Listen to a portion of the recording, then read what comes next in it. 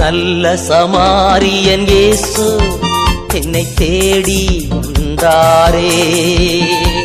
நல்ல சமாரியன் இயேசு என்னை தேடி வந்தாரே.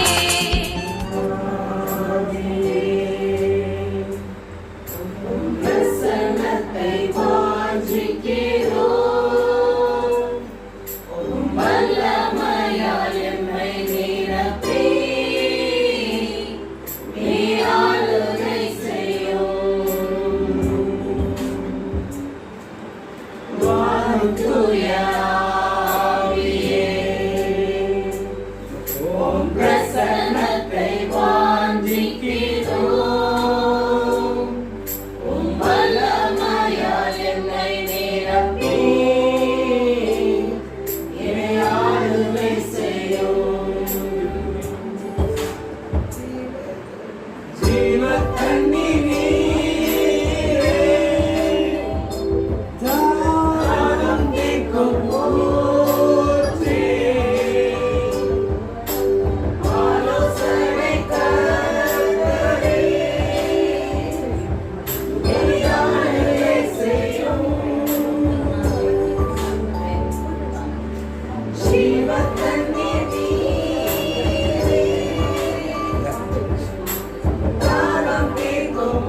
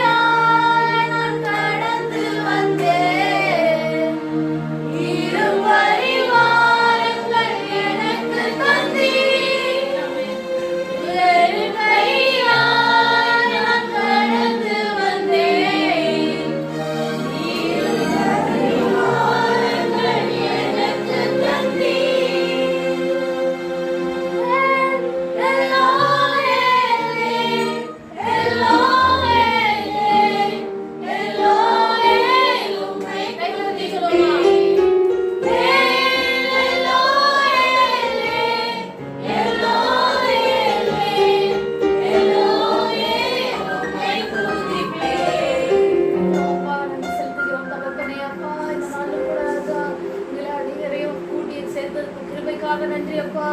உண்மை நம்பி வந்திருக்கோம் அப்பா. எங்களை நீங்க கைவிட மாட்டீங்கன்னு எங்களுக்கு தெரியும்ப்பா. அப்பா, இங்க எங்க 2-3 பேர் என் நாமத்தினால் கூடுகிறார்களோ அவர் மத்தியில் நான் வாசம் செய்கிறேன்னு சொன்ன தகப்பனே, எங்க மத்தியில நீங்க இருக்கிறீங்கன்னு நாங்க நம்புறோம்ப்பா. எங்க மத்தியில நீங்க வாசம் செய்து கொண்டிருக்கீங்க தகப்பனே. அப்பா, வான்வெளியில சுற்றி இருக்க எல்லா பொல்லாத உங்க நாமத்தால கட்டி போடுறோங்கப்பா. இங்க வந்திருக்க அனைவரும் நீங்க ரட்சிங்கப்பா, ஆசீர்வதிங்க, பலப்படுத்துங்கப்பா, அவங்களை சுகப்படுத்துங்க, அவங்களை ஆசீர்வதிங்க, அவங்க குடும்பத்தை ஆசீர்வதிங்க, அவங்க சகோதரர் ஆசீர்வதிங்க, சகோதரி ஆசீர்வதிங்க, அவங்க பெற்றோர் ஆசீர்வதிங்க, அவங்க பிள்ளைகளை ஆசீர்வதிங்கப்பா, உங்க குடும்பத்தை ஆசீர்வதிச்சு உயர்த்தி நிறுத்துங்கப்பா. இன்னைக்கு ஒரு காரணத்துக்காக இங்க அனைவரும் நீங்க கூடி சேர்த்துருக்கீங்கப்பா. உங்களை ஆசீர்வதிங்க, வழி நடத்துங்கப்பா. இன்னைக்கு ராஜா நாங்க கேட்க போற செய்தியை உங்க கையில ஒப்படைக்கிறோமப்பா. ஆசீர்வதிங்க, பலப்படுத்துங்கப்பா. நீங்க என்ன சொல்ல வரீங்க நீங்க மனத்திலிருந்து நாங்க உங்களை ஏற்றுறதுக்கு உதவி செய்யுங்க. இயேசுவின் மூலம் ஜெபித்து ஜெயம் அளிக்கிறோம் ஜீவனுள்ள நல்ல பிதாவே, ஆமென். பாடல் 69 யெகோவா தேவன்.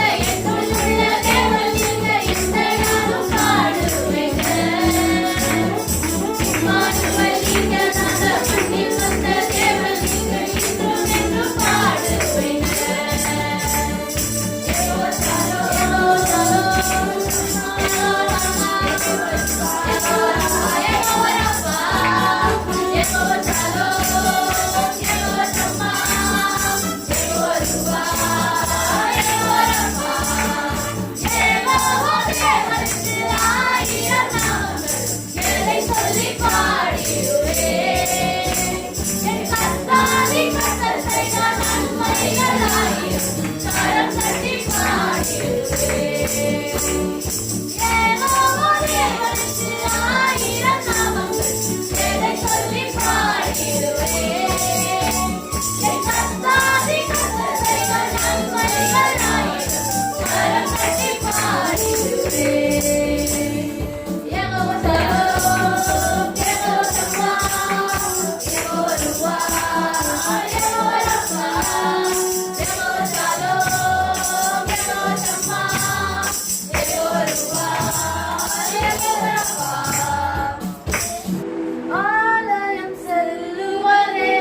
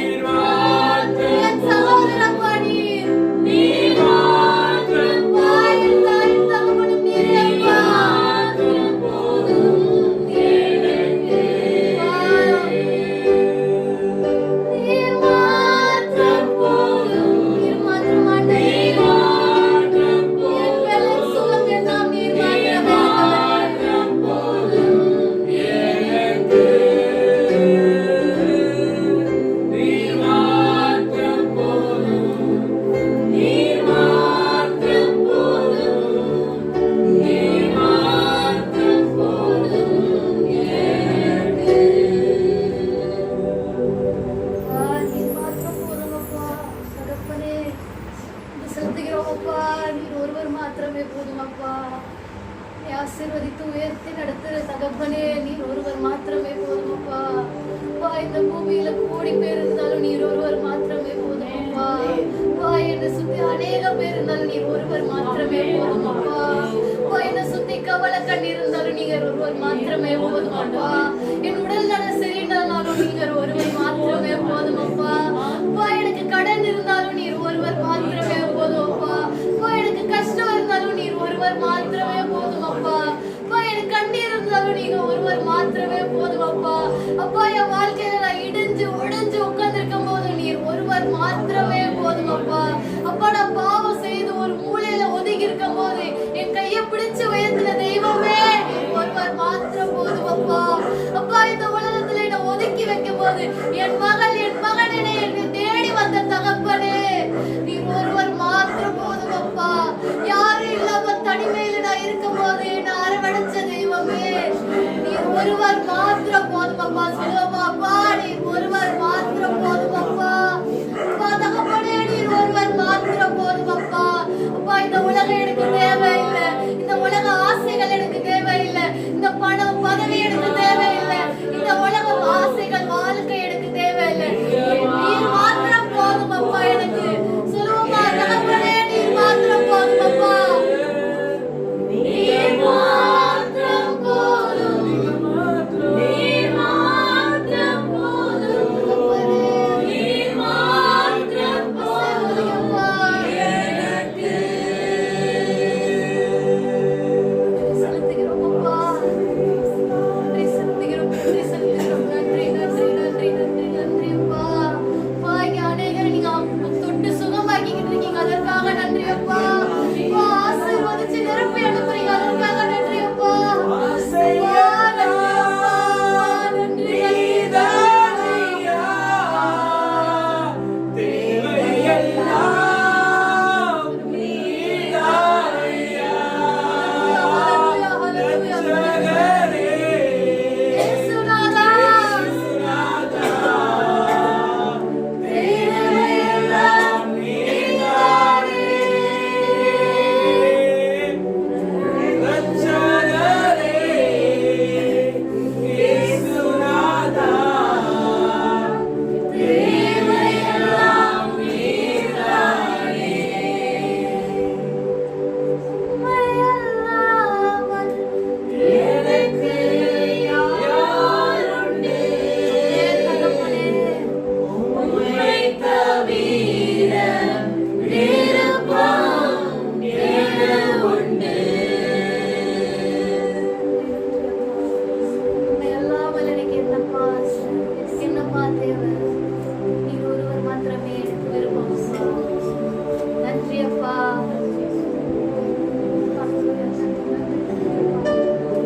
அநேகரை நீங்க உங்க கரம் பிடிச்சு வழி நடத்துறீங்க, அதற்காக நன்றி அப்பா. இருவர் மூணு பேரை நீங்க தொட்டு சுகமாக்குறீங்க, அதற்காக நன்றி அப்பா. அவங்க மனசுல நீங்க இருக்கீங்கப்பா, அவங்களுக்கு இதே கதவு உங்களுக்காக திறக்கிறாங்கப்பா. நீங்க உள்ள இருங்கப்பா, அவங்கள வழி நடத்துங்கப்பா. நன்றி அப்பா, நன்றி நன்றி தகப்பனே, நன்றி அப்பா, நன்றி அப்பா, நன்றி தகப்பனே. அப்பா, ஆசீர்வதிங்க, உயர்த்துங்க, வழி நடத்துங்கப்பா. இந்த நாள்ல கூட ராஜா உங்களை தேடி வந்திருக்கோங்கப்பா, உங்க பிள்ளைகளா நாங்க வந்திருக்கோங்கப்பா. ஆசீர்வதிங்க, வழி நடத்துங்கப்பா. நன்றி செலுத்துகிறோம் தகப்பனே. சிறுகங்கள் எல்லாம் மூடி மறைத்து கொள்வதற்காக நன்றி அப்பா. கிருபையை தந்ததுக்காக நன்றி அப்பா. ஆசீர்வதிங்க, உயர்த்தி நடத்துங்கப்பா, வழி நடத்துங்க, காத்துக்கொள்ளுங்க. இயேசுவின் இன்ப நாமத்தில் ஜெபித்து ஜெயம் எடுக்கிறோம் ஜீவனுள்ள நல்ல தகப்பனே. ஹல்லேலூயா, praise the Lord, ஹல்லேலூயா. சந்தோஷமா இருக்கவங்களா ஹல்லேலூயா சொல்லுங்க. கடவுளை நீ இன்னைக்கு தொட்டு சுகமாக்கிட்டாருன்னு சொல்றவங்களா ஹல்லேலூயா சொல்லுங்க. கேக்கலையா? கேக்கலையா? ஹல்லேலூயா. இன்னும் கொஞ்சம் வால்யூம் ஏத்தணுமா? ஹல்லேலூயா. மியூசிக் டிஸ்டர்பன்ஸ் இருக்கா? ஹல்லேலூயா. மார்க் நற்செய்தி 1ஆம் அதிகாரம் 35ஆம் வசனம் வாசிப்போம். மார்க் நற்செய்தி 1ஆம் அதிகாரம் 35ஆம் வசனம். அவர் அதிகாலையில் இருட்டோடு எழுந்து புறப்பட்டு வனாந்திரமான ஒரு இடத்திற்கு போய் அங்கே ஜெபம் பண்ணினார். புது படைப்பில் பார்த்தீங்க. எழுந்து விடியற்காலை கருக்களில் எழுந்து தனிமையான ஒரு இடத்திற்கு புறப்பட்டு சென்றார். அங்கே அவர் இறைவனிடம் வேண்டிக் கொண்டிருந்தார். அருணாதிரி மாதிரி பைபிள்ல சுவிசேஷங்கள நிறைய இடங்கள்ல ஆண்டவர் அதிகாலையில் எடுத்து ஜெபம் பண்ணதை பாருங்க. நாமெல்லாம் குடும்ப ஜெபம் செய்கிறோம், சபையில் சேர்ந்து ஜெபிக்கிறோம், இது மாதிரி ஒரு ப்ரேயர் மீட்டிங்கை ஜெபிக்கிறோம், ஞாயிற்றுக்கிழமை ஆராதனை ஜெபிக்கிறோம், இன்னும் எங்கெல்லாம் கன்வென்ஷன் அங்கெல்லாம் ஜெபிக்கிறோம். ஆனால் தனிப்பட்ட ஜெபங்கள் எவ்வளவு நமக்குள்ள இருக்கின்றன. அதுவும் எந்த எப்படி நேரத்தில் எந்த நேரத்தில்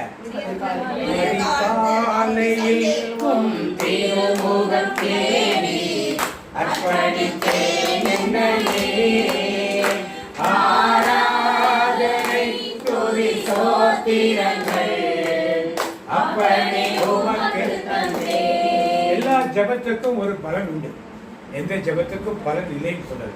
2 பேர் 3 பேருக்கு ஜெபம் பலனுண்டு, குடும்ப ஜெபத்துக்கு பலனுண்டு, சபையில் ஜெபத்துக்கு பலனுண்டு, எல்லாத்துக்கும் பலனுண்டு. ஆனால் அதிகாலையில் ஜெபிக்கிற ஜெபத்துக்கு ஒரு விசேஷ பலனை உண்டு. அதனால்தான் அருளாளர் இயேசு கிறிஸ்து எப்படி புறப்பட்டார்? புதுமொழி பார்த்தீங்க, அதிகாலையில் இயேசு கிறிஸ்து விடியற் காலையில் கருக்களில் எழுந்து. விடியற் காலை கருக்கள்னா என்ன நேரம்? அது வெளிச்சம் வரல. அப்ப 3 மணிலேருந்து 5 மணிக்குள்ள எந்த நேரத்தில் எழுந்து புறப்பட்டு போய் தனிமையிலே 4 சீடர்கள்லாம் கூட்டு போறாரு. தனிமையிலே உட்கார்ந்து என்ன பண்ணாரு? யாருடைய உட்கார்ந்து ஜெபம் பண்ணிட்டாரு. அப்ப அருளாளர் கற்றுக் கொடுத்த பாடங்களை நாம் கற்றுக்கொள்ள வேண்டும். இப்ப மோசையை நாம் பார்க்கிறோம். மோசையை பார்க்கிறோம். 34ஆம் அதிகாரத்துக்கு முன்னால நான் எடுக்கணும், அப்புறமா வாசிக்கிறாங்க. அவர் போய் மலையில் போய் ஆண்டவரோடு இருக்கிறார். ஆண்டவர் கற்பலகை செய்து அவரை ஆண்டவரை செஞ்சு அதில் அவர் விரலால் எழுதி கற்பனைகளையும் உடன்படிக்கைகளையும் எழுதி கொடுத்து அனுப்புறார். மோசே கீழே எடுத்துட்டு வர வர்றப்ப என்ன நடக்குது? கண்ணுக்குட்டி என்ன பண்ணாங்க? வணங்கிட்டு தூக்கி போட்டு உடைச்சிட்டார். உடைச்ச பிறகு திருப்பி ஆண்டவர் என்ன பண்ணாரு? இப்போ 34ஆம் அதிகாரம் பார்த்தீங்க, 1ஆம் வசனம் பார்த்தீங்க, 34 விடுதலை பண்ணலும் 34 1லேருந்து பார்த்தீங்க, யாத்திரையாகவும் 34 1லேருந்து பார்த்தீங்க. மோசையை நோக்கி முந்தின கற்பலகைகளுக்கு ஒத்த 2 கற்பலகைகளை இழைத்துக்கொள். நீ உடைத்து போட்ட முந்தின பலகைகளில் இருந்த வார்த்தைகளை அவைகளில் எழுதுவேன். விடியற் காலத்தில் ஆயத்தமாகி சீனாய் மலையில் ஏறி அங்கே மலையின் உச்சியில் காலமே என் சமூகத்தில் வந்து உன்னோட ஒருவனும் இதோட இருக்கட்டும். அதுக்கப்புறம் படி. இப்ப ஆண்டவர் ஒரு கட்டளை கொடுக்கிறார். மோசே என்ன சொன்னாரு? நீ விடியற் காலையில் எப்படி ஆயத்தமா என்னது என்ன எடுத்துட்டு வரணும்? கற்பனை. கற்பனைகளை காலையிலே செய்ய முடியுமா? எப்ப செஞ்சு வைக்கணும்? இந்த நாளே செஞ்சு வைக்கணும். செஞ்சு வச்சு விடிய காலையிலே மலையின் உச்சிக்கு போகணும். எவ்வளவு உயரம்? சீனா மலை உச்சிக்கு போகணும். நமக்கு தெரியாது எவ்வளவு உயரம் இருக்குன்னு தெரியாது. அந்த அளவுக்கு கூட யாரையும் துணைக்கு என்ன பண்ணக்கூடாது?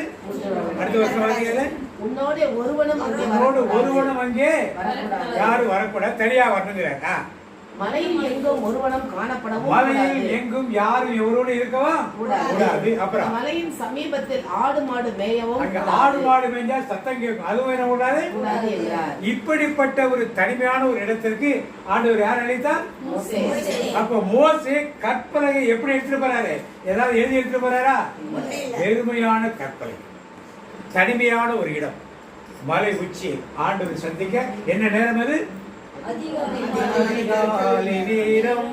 அப்பா உன் பாதம் ஆர்வமாய் வந்திருக்கிறேன், உம் நாமம் சொல்லி ஓய்வின்றி பாடி உள்ளம் மகிழ்ந்து. அப்ப அதிகாலையில் இருக்க ஆண்டவர் வந்து ஒரு 10 மணிக்கு வான்னு சொல்லிருக்கலாமே, எதுக்கு அதிகாலை வர சொன்னாரு? அவர் விரும்பும் நேரம் அது. எந்த நேரத்தை அவர் விரும்புறாரு அந்த நேரத்தை அவர் பேச.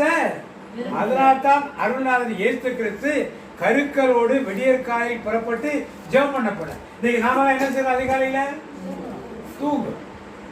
அதிகாலையில் நம்ம என்ன பண்றோம்? தூங்கும். இதனால எதை இழந்து போறோம்? நாங்க பாஸ்டிங் இருக்கும் போது, நாங்க பாத யாத்திரை போற போது, நாங்க நோன்பு பொறுத்தலை செய்து பல கோயில் போய் மொட்டையெல்லாம் அடிச்சுட்டு வர போது, இதெல்லாம் எல்லாம் செய்யும். ஆனால் தேவன் விரும்புவதா நீங்க விரும்புவதா? தேவன் மொட்டை அடிக்க சொன்னாரா? இதெல்லாம் யார் விரும்புறது? நீங்கள் விரும்புறதை நீங்க செய்றீங்க, உங்க திருப்திக்கு நீங்க செய்றீங்க. தேவன் விரும்புவது அதிகாலையில் அவரை தேடுபவன். வாசிப்போம் நீதிமொழிகள் 8:17. புது மொழிபெயர்ப்பில் அது அதிகாலை வார்த்தை இருக்காது. பழைய மொழிபெயர்ப்பு இருக்கு பார்த்தீங்க. நீதிமொழிகள் 8:17. என்னை சிநேகிக்கிறவர்களை நான் சிநேகிக்கிறேன். அதிகாலையில் என்னை தேடுபவர்கள் என்னை கண்டடைவார்கள். அவருக்கு என்ன வச்சிருக்காரு? ஐஸ்வர்யமும் கனமும் நிலையான பொருளும் நீதியும் என்னிடத்தில் உண்டு. இதெல்லாம் யாருக்காக கொடுக்க வச்சிருக்காரு? எப்ப வர்றாங்க? எல்லாருக்காக இல்ல. அதிகாலையில் என்னை யாரு? அவரை சிநேகிக்கிறவர்கள் எப்ப அவரை தேடுவார்கள்? அதிகாலையில் தேடுவார்கள். நாம எல்லாம் அதிகாலையில் தூங்கிட்டு இருக்கோம். அதனால அந்த பாக்கியம் நமக்கு கிடைக்கிறது கிடையாது. மோசே போறப்ப வெறுமையாக வெறும் கற்பனை எடுத்துட்டு. அப்ப என்ன அர்த்தம்? நீங்க போறப்ப இப்படி செய்யணும், அப்படி செய்யணும், அதை சொல்லணும், இதை சொல்லணும், எதுவும் இல்லாமல் என்ன சொல்லணும்? கர்த்தாவே நீ பேசும் அடியே. நான் காலையில போய் உட்கார்ந்து மளிகை கடை பில்லு மாதிரி விண்ணப்பத்தை வைக்கிறதுக்கு அல்ல, அவர் பேசுவதை நான் என்ன பண்ணணும்? அவர் சித்தம் என்ன என்பதை நான் என்ன பண்ணணும்? அதற்காக நான் பொன்மொழிய அதிகாலையில் போய் என்னுடைய தேவைகளை சொல்வதற்கல்ல, அவர் என்ன சித்தம் வைத்திருக்கிறாரோ அதை அறிந்து கொள்ள நான் என்ன பண்ணணும்? போறப்ப அவரு அந்த பெருமையான பலகையிலே அவர் எழுதுகிறார். உடன்படிக்கையை பற்றி எழுதுகிறார். அடுத்த கட்டளை எழுதுகிறார். அந்த கட்டளை எழுதி நீ மக்களுக்கு போய் என்ன பண்ணும்? இதை என்ன பண்ணு சொல்லி. அப்ப அதிகாலையிலே தனிமையிலே மோசே ஆண்டவரை சந்தித்தார். அடுத்தது வெற்றுமையான ஒரு பலகையை எடுத்துட்டு போனார். நம்மிடத்தில் வெறுமையான ஒரு இதயம் இருக்கணும். இதயத்தில் 1000 காரியங்களை வைத்து அதை போய் ஆண்டவரை சொல்றதுல அவர் என்ன சொல்கிறார் அதை கேட்பதற்குனா செல்லும். அவர் எழுதி கொடுப்பதை எடுத்து வந்து மற்றவர்களுக்கு என்ன பண்ண எடுத்து, இதைத்தான் தேவன் அதிகாலை வேளையிலே மோசேயிடம் சொன்னார். எத்தனை நாள் இருந்தார் மோசே? இது மாதிரி எத்தனை நாள் இருந்தார்? சாப்பிட்டாரா? கனி குடிச்சாரா? இயேசுநாதர் 40 நாள் நோன்பு இருந்தாரா? அப்ப சாப்பிட்டாரா? கனி குடிச்சாரா? நாமெல்லாம் இருக்கோமா? நோன்பு இருக்கோமா? 40 நாள் இருக்கிறோமா? எல்லாம் குடிச்சுக்கிறோம். தண்ணி, காபி, டீ, ஜூஸ் எல்லாமே 40 நாள் கிடையாது. 40 வேளை. அதுவும் வயது முதல் 40 வேளை. இவங்க வாலி உள்ளவங்க எல்லாம் சாம்பல் குதிரை என்றும் பெரிய வெள்ளை கிழமை, அதுவும் அவங்க வேலையை பார்த்துருப்பாங்க. உபவாசம் என்றால் ஆண்டவரோடு இருப்பதா உபவாசம். இல்லைன்னா பட்டினி கிடப்பது. பட்டினி கிடப்பது தான் நமக்கு பழகி கொடுத்துருக்காங்க. ரைத்தலா நல்லா சின்ன பிள்ளையா இருந்தப்ப எங்கள் ஊர் கோயிலில் 5 மணிக்கு திருப்பலி. எத்தனை மணிக்கு? 5 மணிக்கு. கொஞ்ச நாள் கழிச்சு நான் ஸ்கூல் படிக்கிறப்ப 5:30 மணிக்கு மாற்றினேன். திருப்பி நான் வெளியூர்லாம் போயிட்டு திரும்பி வர பார்த்தா 6 மணிக்கு வச்சுருந்தேன். இப்போ 6:30 மணிக்கு ஆக்கியிருக்கேன். இன்னும் கொஞ்ச நாள் அதை 7 மணி ஆக்கிடுவாங்க. அப்போல்லாம் அந்த சின்ன வயசு காலத்துலலாம் சாயந்தரத்தில் எங்கேயுமே திருப்பலி கிடையாது. ஞாயிற்றுக்கிழமை மட்டும் மாலையிலே திருப்பலி இருக்கும். ஏன்னா ஆண்டவர் தேட நேரம் இது அப்படிதான் வைத்திருந்தார். இப்ப என்னாச்சு? அப்புறமா என்ன பண்ணாங்க? ஞாயிற்றுக்கிழமை எல்லாம் டிவி பார்க்க உட்காந்துட்டாங்க. அதனால யாரும் கோயிலுக்கு வரதில்லை. இப்போ டிவி வந்த புதுசுல அதனால என்ன பண்ணாங்க? அப்பதான் திருச்சபையில கண்டுபிடிச்சாங்க. சனிக்கிழமை சாயந்தரம் என்ன ஆரம்பிச்சிருந்தான்? ஞாயிற்றுக்கிழமை ஆரம்பிச்சிருதுன்னு சொல்லி யூதருடைய பழக்கம் அது ஏற்கனவே இருக்கிறது. பூசா திருச்சபையில கண்டுபிடிச்சி நீ சனிக்கிழமை சாயந்தரம் பூசை பார்த்தாலே போதும்னு சொல்லி ஏன்னா மக்கள் டிவி பார்க்க பார்த்தோன்னா மாத்தினாங்க. இப்போ எல்லா சேனல்லையும் எந்த நேரமே டிவி இருக்கு. இப்போ கையிலேயே படம் பார்க்கறது எல்லாரும் எப்பனாலும் பார்க்கணும்னு விட்டாங்க.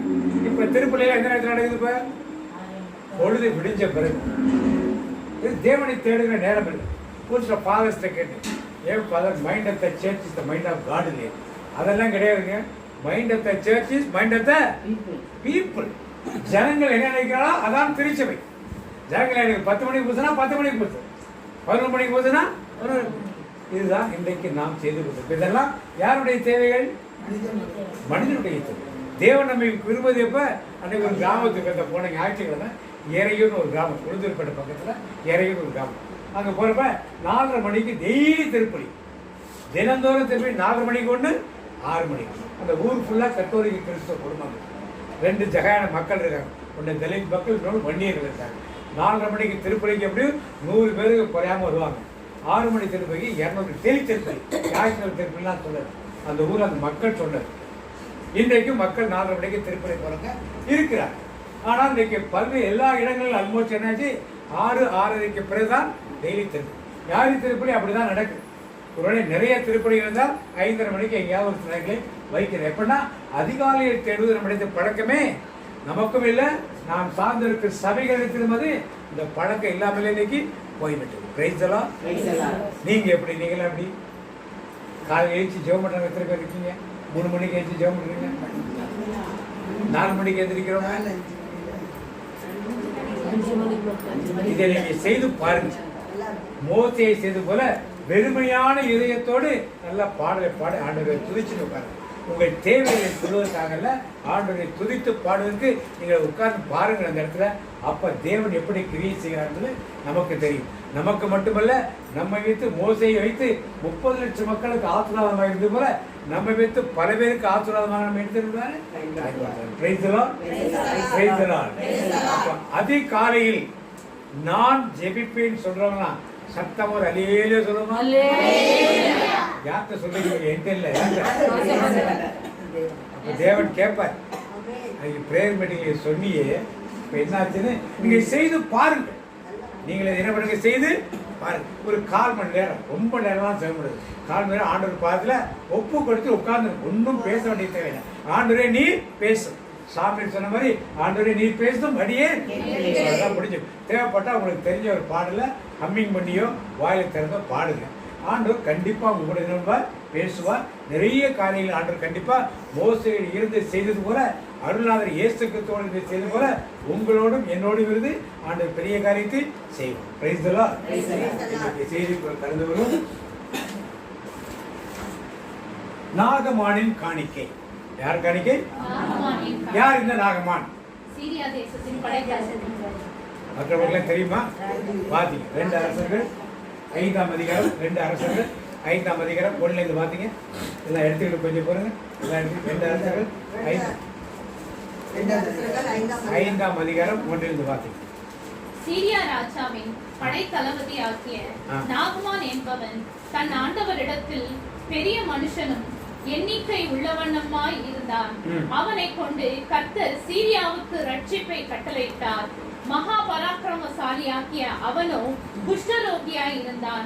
புதுமொழி பாத்தீங்க. சிரியா நாட்டு படைத்தலைவனான பாத்தீங்க நாமான் தம் தலைவரிடம் சிறப்பு நன்மதிப்பு பெற்றிருந்தார். தெளிவா படிக்கணும். ராஜாவின் படைத்தலைவனாகிய நாகமான் என்பவன் தன் ஆண்டவரிடத்தில் பெரிய மனுஷன் எண்ணிக்கை மன்னனின் படைத்தலைவனான நாமான் தம் தலைவனிடம் சிறப்பும் நன்மதிப்பும் இப்ப நாகமான் எப்படிப்பட்டாரு? படைத்தலைவன். இன்னைக்கு யாரு? Defence minister. இன்னைக்கு யாரு? இன்னைக்கு யாரா இருக்கிறாரு? Defence minister. எவ்வளவு பவர் இருக்கு அவருக்கு. அப்படிப்பட்டவராக நாகமான் இருந்தான். பாத்தீங்க, அவன் சிறப்பும் நன்மதிப்பும் பெற்றவனாக, ராஜாவுடைய பார்வையிலே நல்ல மதிப்பும் சிறப்பும் பெற்றவனாக அவன் இருந்தான். ஏனெனில் அவர் மூலமாக ஆண்டவர் சிரியாவுக்கு வெற்றி அளித்திருந்தார். ஏன்னா அவர் சிரியா தேசத்துல எங்கெல்லாம் படையெடுத்து போனாரோ எல்லா இடத்தையும் என்ன பண்ணாரு? வெற்றி பெற்றிருந்தார். அவர் வலிமை மிக்க வீரர். எப்படிப்பட்டவர்? சாதாரண ஆள் கிடையாது. மண்ணிடத்திலே சிறப்பும் நன்மதிப்பு பெற்றிருந்தார். வலிமை மிக்க வீரர். அவர் எங்க போனாலும் அவருக்கு வெற்றி கிடைச்சது. சீரியா தேசத்துக்கு பெரிய வெற்றி போய் சுதந்திரத்தை அவர்.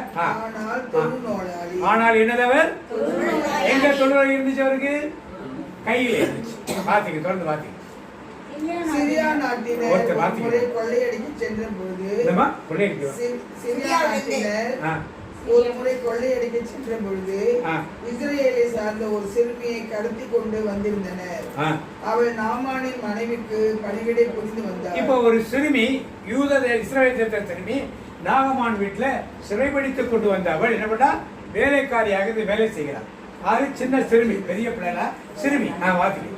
அவள் தன் தலைவியை நோக்கி என் தலைவர் சமாரியாவில் இருக்கும் இறைவாக்கினர் முன்னிலையில் சென்றார் எனில் அவர் இவரது தொழுநோயை குணமாக்குவார். இப்ப அந்த சின்ன பொண்ணை சொல்றா, என்ன சொல்றா?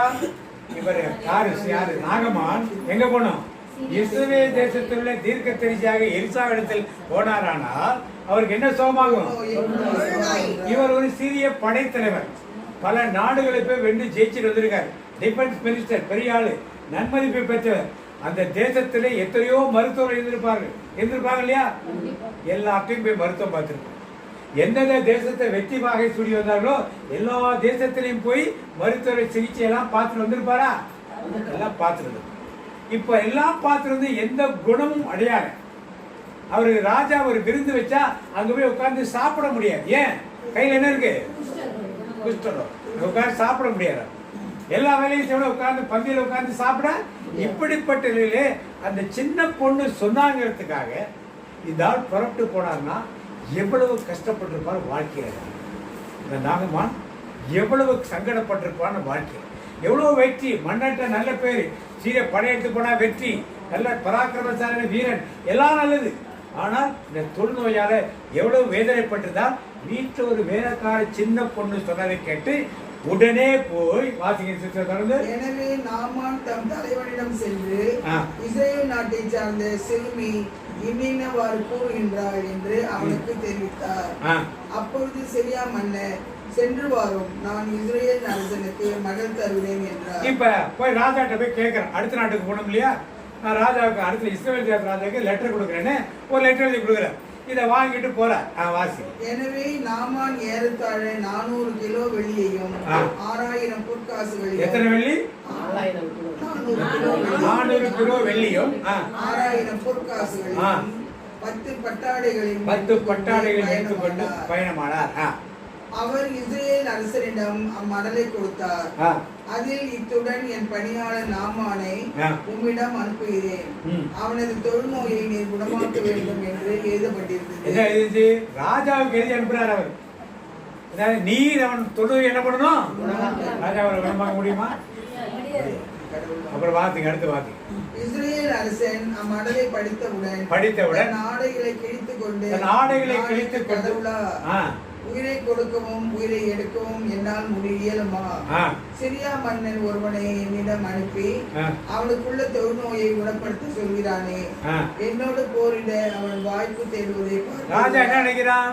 இந்த ஆளை அனுப்பிச்சு வம்புழுத்து என்னால குணப்படுத்த முடியாது, திருப்பி அனுப்பிச்சுட்டா இவனை கூட சண்டை போட வரப்போறாம அப்படின்னு ராஜா நினைக்கிறான். அப்ப என்ன நடக்குது? கடவுளின் அடியவரான எலிசா, கடவுளின் அடியாராகிய எலிசா இஸ்ரேல் அரசன் இவ்வாறு தன் ஆடைகளை கிழித்துக் கொண்ட செய்தி கேள்வியுற்று அவனிடம் ஆள் அனுப்பி, நீர் ஏன் உன் ஆடைகளை கிழித்துக் கொண்டீர்? அவன் என்னிடம் வரட்டும், இஸ்ரேலில் ஓர் இறைவாக்கினர் உள்ளார் என அவன் அறியட்டும் என்று சொன்னார். இப்ப எலிசா நீங்க ஆடையை கழிச்சுக்கிட்டீங்க, அவன்கிட்ட யார்கிட்ட அனுப்புங்க? இப்ப அந்த சிரியா நாட்டு படை தலைவரிய என்கிட்ட வான்னு சொல்லி கூப்பிட்டது யாரு? அவனா வரல. யார் கூப்பிட்டது? எலிசா ராஜாட்ட சொல்லி அவளை யார்கிட்ட அனுப்புங்க?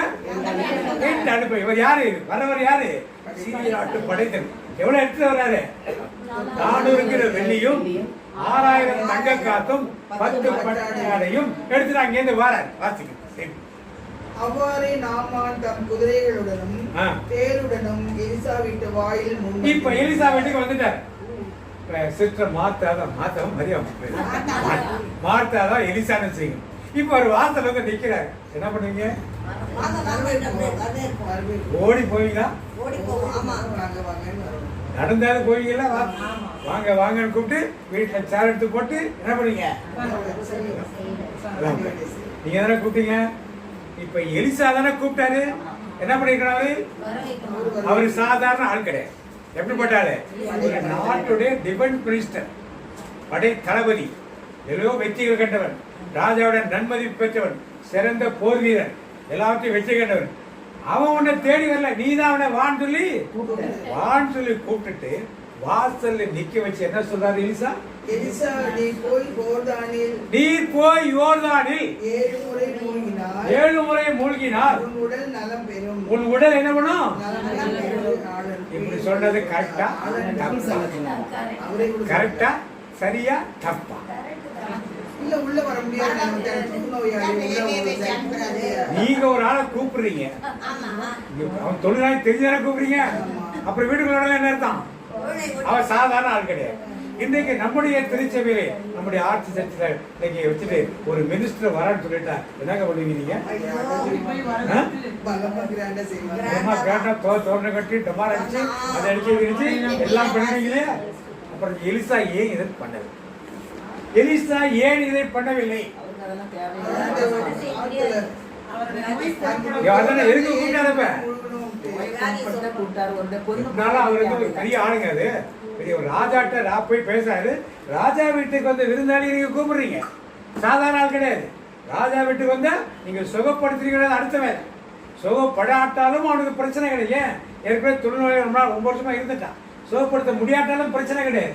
ஆனால் அவனை ஏன் இப்படி அவமானப்படுத்தினார் எலிசா? அதெல்லாம் அடுத்தது. ஏன் வீட்டுக்குள்ள கூப்பிட்டு வச்சு பேசிருக்க வேண்டியது பேசி அப்புறம் போட்டு தர வேண்டியதானே? எதுக்கு வீட்டுக்குள்ள கூப்பிடல? புறஜாதினா சொல்றது தப்பான காரியம். புறஜாதி கிடையாது. ரூத் யாரு? காலேப் யாரு? காலேப் யாரு? புறையினத்தை சேர்ந்தவர். அப்புறம் தான் யூதர்களை சேர்ந்தவர் காலேப். ரூத் யாரு? யாரு? தாமார் யாரு? தாமார் புறையினத்தை சொல்ல முடியாது. அவர் ஆசாரிய வகுப்பை சேர்ந்தவர். யாரு? எரிக்கோவை சேர்ந்த ராகாப். ராகாப் யாரு?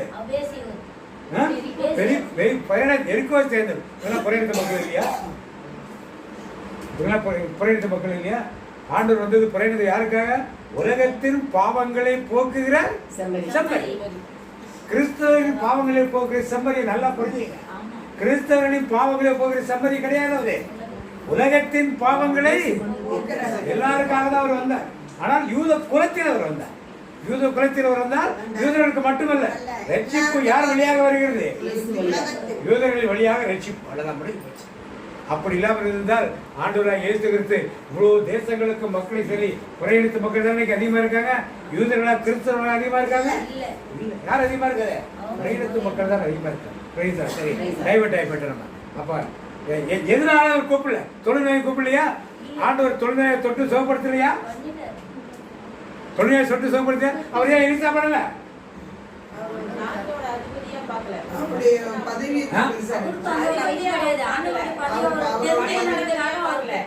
படையத்தெளிவு நினைச்சா கூப்பிடுறாரு இவரு. இருந்தாலும் சுகம் கிடைக்கணுன்றதுக்காக நமக்கு மேல அவர் இருக்கிறாருல, அவர் வழி சொல்லணும்ன்றதான் அவர் தெரிஞ்சுக்கணும். நம்மளை பத்தி கிடையாதுன்ற நோக்கத்தை இப்ப அவரு போய் குடிச்சிடுவான்னு சொல்றாரு. இவர் என்ன செய்யறாரு? இவர் என்ன சொல்றாரு? கடும் கோபம் கொண்டு. பழைய மொழி என்னது? கடும். ஏன் நான் ஒரு டிஃபென்ஸ் மினிஸ்டர், என்ன வான்னு சொல்லி கூப்பிடல. வீட்டுக்கு வந்து ஒரு கம்ப்ளைண்ட் காப்பி கொடுன்னு சொல்லல. இல்ல வெளியே வந்து அங்கேயாவது வந்து எலிசா சொல்லியிருக்கோம். வெளியே வந்தாது எலிசா. அது கூட சொல்லல. யாரும் இருந்தாரு? ஏகாசி அனுப்பி போய் அவனை குடிச்சு வர சொல்லு. உங்களையும் என்னையும் சொல்லியிருந்தா என்ன பண்ணிருப்போம்? நீங்க ஒரு பாஸ்டர்கிட்ட ஒரு சாமியார்கிட்ட போய், ஐயா எனக்கு மாதிரி வயிற்றுல இருக்க ஜெபம் பண்ணி சொல்றப்ப அப்படி நின்றுட்டு அங்க நின்றுட்டு இயேசு நாமத்தை சொல்லுப்பா அப்படின்னா என்ன பண்ணுவீங்க?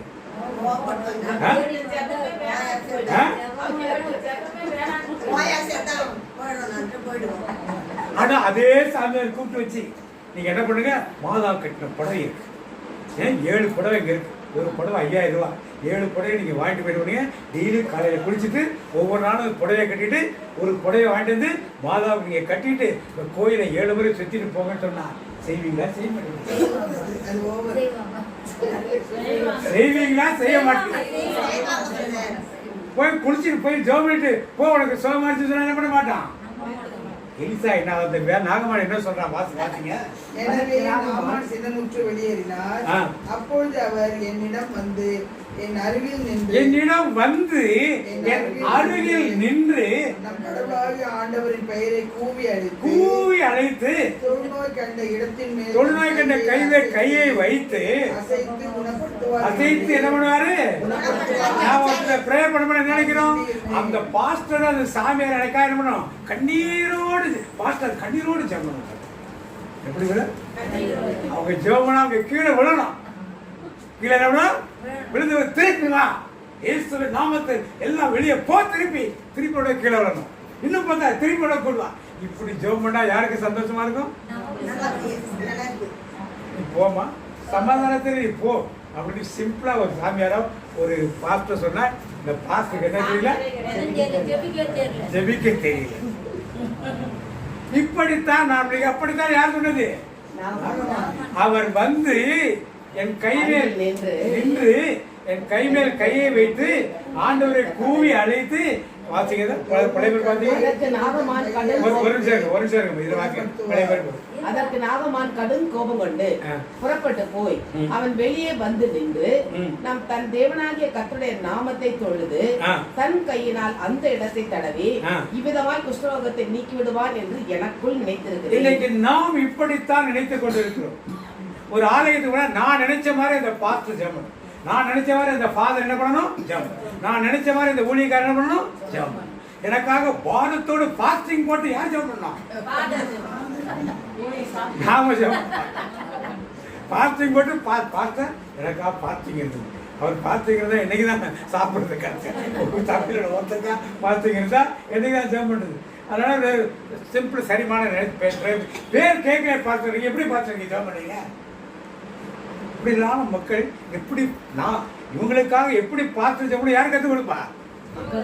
இப்படித்தான் நாகமான் கற்றுக் கொடுப்போம்.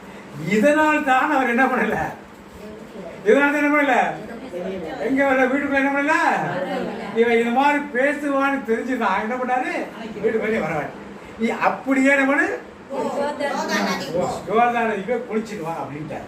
அவனுக்கு கோபம். இப்படிலாம் ஒரு ஊழியக்காரர் இருக்கலாமா, இப்படிலாம் ஒரு ஊழியக்காரர் இருக்கலாமா? நாம இப்ப நினைக்கிறோம் இப்போ ஒரு ஃபாதர்கிட்ட போய் ஜெபம் பண்ண போறோம். ஃபாதர் வந்து இந்த பாருங்க இந்த கர்ச்சீப் வந்து எங்கேருந்து ஏதோ ஏசு பிறந்த பெத்லகேமில் எடுத்து வந்த கர்ச்சீப்பு கானான்பூர்ல அது வாஷ் பண்ணது, அது நாசரேத்துல அயன் பண்ணது, அது எருசலேம்ல வாங்கப்பட்டது. இதை எடுத்துட்டு போய் நீங்க அங்க வச்சு இந்த கோயில மெழுகுதிரி வைக்கும், அதை கொளுத்திட்டு அது மெழுகுதிரி அணைய வரைக்கும் நீங்க முட்டி போட்டு இருந்தீங்கன்னா உங்களுக்கு சோகனிக்க சொன்னா செய்வீங்களா? நான் ஜெபம் பண்ணிக்கிறேம்மா நீங்க போயிட்டு வாங்கம்மா அப்படின்னு சொன்னா என்ன நினைப்பீங்க? நம்ப மாட்டேன். இதைத்தான் நாகமான் என்ன பண்ணா அங்கேயும் செய்து கொண்டிருந்தான். நீங்களும் நானும் யார் மாதிரி இருக்கோம்ப்பா? ஒன்றும் வித்தியாசம் கிடையாது, ஒன்றும் வித்தியாசமே. ஒரு ஊழியக்காரன் ஆண்டவரே சுகமாட்டு சொன்னாலே ஆண்டவர் சுகத்தை கொடுப்பார். அந்த விசுவாசம் யாருக்கு இருக்கணும்? அந்த விசுவாசம் யார்கிட்ட இல்லை? இப்ப முதல்ல நாகமாட்டு அவர் என்னதான் உள்ள வந்து ஜெபம் பண்ணியிருந்தா கூட நாகமான் நம்பி இருக்க மாட்டான். அதனால அப்படியே போட்டு அனுப்பிச்சு விட்டாரு, போய் குளிச்சுட்டு மாட்டாரு. அப்ப கூட இருக்கவங்க என்ன சொல்றாங்க பாத்தீங்க, அபானா பர்பார் என்று தமஸ்கு நதிகள் இஸ்ரேலில் உள்ள ஆறுகள் அனைத்தையும் விட மேலானவை அல்லவா? மேலான நம்ம ஊர்ல நல்ல சுத்தமான இருந்தன யோர்தான பெரிய இதா அப்படின்னு சொல்லி கேட்கிறாங்க. அவற்றில் மூழ்கி நான் நலமடைய முடியாதா என்று கூறி ஆத்திரமாய் திரும்பி செல்லலாம். எங்க திரும்பிட்டான்? நம்மள மாதிரியே தான். நம்மள மாதிரி எங்க திரும்பினா இந்த பாஸ்டர் இந்த சாமியெல்லாம் லாய்க் பண்ண மாட்டாங்க, நம்ம வேற இடத்த பாப்போம்ட்டு திரும்பிட்டாங்க. அப்ப அப்பொழுது அவருடைய வேலைக்காரர்கள் அவரை அணுகி அவரிடம், என் தந்தையை இறைவாக்கினர் இதைவிட அரிதான ஒன்றை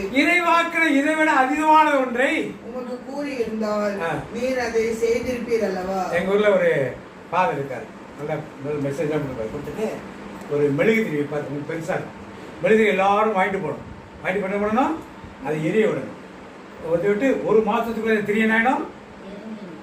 என்ன ஆயிடும்? திரி நல்லா பெருசா இருக்கும். திரி எரிஞ்ச என்ன ஆயிடும்? டெய்லி அந்த திரியை கொளுத்தி வச்சு என்ன பண்ணணும்? டெய்லி அது பண்ணாலும் முட்டி போடணும். முட்டி போட்டு என்ன பண்ணணும்? ஏன் மெழுகுதிரி இல்லாம ஜெபம் பண்ணக்கூடாதா? அப்ப எல்லாரும் என்ன பண்ணாங்க? உடனே அடிச்சு பிடிச்சு இன்னொரு உப்பு வைப்பார். அடித்தடி நடக்கும் உப்பு வாங்கிறது. உப்பு வைக்கிறதுக்கு அடித்தடி நடக்கும். ஏன் உப்பு இல்லாம உட்காந்து ஜெபம் பண்ண முடியாதா? மக்களுக்கு என்ன இருக்குது? கஷ்டமான வேலையை சொன்னா செய்யறதுக்கு ரெடியா இருக்காங்க. லகுவான இப்போ உட்காந்து டெய்லி கால் போங்கன்னு சொன்ன அதிகாலை எழுச்சி ஜெபம் பண்ணுறது சொல்லு. எல்லாரும் என்ன நினைச்சீங்க? இந்த பிரதருக்கு வந்து என்ன ஆயிடுச்சு? இந்த பிரதருக்கு நடக்க முடியாத ஒரு காரியத்தை என்ன பண்ணாரு சொல்றாரு. இதெல்லாம் வேலைக்கு என்ன பண்ணாது? ஒரு கான்வென்ட்ல ஒரு மெசேஜ் பண்ணு, பாண்டிச்சேரி புனித கான்வென்ட் மாதிரி ஒரு பேர் இருந்தது. அந்த சிஸ்டத்துக்கு இதை எடுத்துருக்கு. அந்த சிஸ்டர்லாம் முடிஞ்சவொன்னா ஒரே ஆர்கியூமெண்ட். அது என்ன பண்ணுறது? மத்தியானம் பண்ண கேட்க மாட்டாரா? சாயந்தரம் எல்லாம் கேட்பார். நீ அதிகாலையில் பண்ணி பாருங்க, அதுக்கு வித்தியாசம். அதிகாலையில் கேட்பதற்கும் மத்தியானத்துக்கும் வித்தியாசம். நீங்க செஞ்சு பார்த்தாதான், செய்யாம நீங்க வந்து பேசாதீங்க. நீங்க அங்கே செஞ்சு பார்த்துட்டு பேசுறோம், நீங்க செய்யாம சொல்றீங்க. நீங்க செஞ்சு பாருங்க, அப்புறம் உங்களுக்கு வித்தியாசம்.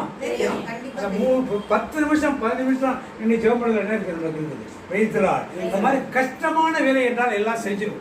ஆனால் லெகுவான வேலை ஒரு ஊழியக்காரன் சொல்லிட்டா என்ன பண்ண மாட்டான்? அதைத்தான் சொல்றாங்க கூட இருக்காங்க. பார்த்தீங்க மாறாக மூழ்கி எழும் நலமடைவீர் என்று அவர் கூறும்போது அதை நீர் செய்வதற்கு என்ன என்றனர். கூட இருக்கவங்க புரிஞ்சுக்கிட்டாங்க. சின்ன காரியம் தானே சொல்லியிருக்காங்க, செய்யறதுக்கு என்ன இருக்கு அப்படின்னு புரிஞ்சுக்கிட்டாங்க. யாருக்கு புரியல? புரியல. இதனால் தான் நாகமானை வீட்டுக்குள்ள என்ன பண்ணல வரல. அடுத்து வாசிக்க தொடர்ந்து. எனவே நாமான் புறப்பட்டு சென்று கடவுளின் அடியவரது வாக்கிற்கு இணங்க யோர்தானில் 7 முறை மூழ்கி யோர்தானில் கடைசியா கூட இருக்கவங்க சொன்னனால போய் 7 முறை மூழ்கி என்ன பண்ணிட்டான்? அவர் நலமடைந்தார். இப்ப என்னாச்சு? குணமடைஞ்சிட்டான். வாசிக்க தெரியும். அவரது உடல் சிறுபிள்ளையின் உடலை போல் மாறினது. அவரோட குஷ்டரோகம் என்ன ஆயிடுச்சு? ரொம்ப சந்தோஷமாயிட்டான். அவர் தம் பரிவாரம் அனைத்துடன் கடவுளின் அடியவரிடம் திரும்பி வந்து இஸ்ரேலை தவிர வேறு எந்த நாட்டிலும் கடவுள் இல்லை என இப்போது உறுதியாக என்ன சொல்றான்? இஸ்ரவேலை தவிர வேற எங்கும் யாரும் இல்ல, கடவுளே மீதியில யாருமே கடவுளே எல்லாம் சொன்னான். ஆனால் மனம் மாறினான் அவன். அடுத்து செய்யலாம். இதோ மடியான் எனது அன்பளிப்பை ஏற்றுக்கொள்ளுக. அதற்கு எலிசா நான் பணியும் என்ன அன்பளிப்பை கொண்டாந்தான்? 400 கிலோ வெள்ளியும் 6000 பொற்காசுகளும் 10 மாத்து வஸ்திரமும். நீங்க மார்த்தா சிஸ்டர் மாதிரி எலிசாக்கு குணப்படுத்தினா நாகமானுக்கு மார்த்தா சிஸ்டர் குழந்தை விழுந்து கொடுத்தா என்ன பண்ணுவீங்க? நீங்க என்ன பண்ணுவீங்க? மார்த்தா சிஸ்டர் மட்டும் உட்கார்ந்து இருக்கவங்க எல்லாருமே என்ன சேர்த்து எல்லாரும் என்ன பண்ணுவோம்? ஆனால் நான் எலிசா வாங்கவில்லை. வாசிக்க ஏற்றுக்கொள்ளவில்லை. எலிசா என்ன ஏன் ஏற்றுக்கொள்ள? நாகமானின் காணிக்கை நாகமானின் காணிக்கையை ஏன் எலிசா ஏற்றுக்கொள்ள?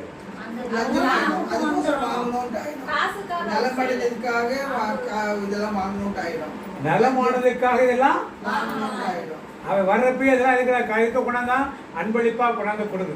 இன்றைக்கு நம்முடைய எத்தனை ஊழியக்காரர்கள் இப்படிதான் காத்துவாங்க. வாங்கலாமா? நோய்வாய்ப்பட்ட போய் சோப்பிட்டு காணிக்க வாங்கி வரலாமா?